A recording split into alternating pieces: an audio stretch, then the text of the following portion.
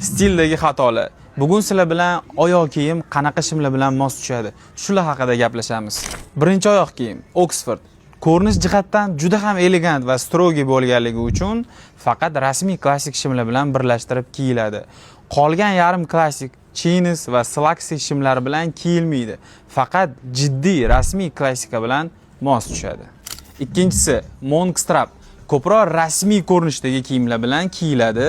Hozirda trend asosida chiqayotgan, padoshvasi katta, noodatiy ko'rinishdagi monk straplar bu cringe.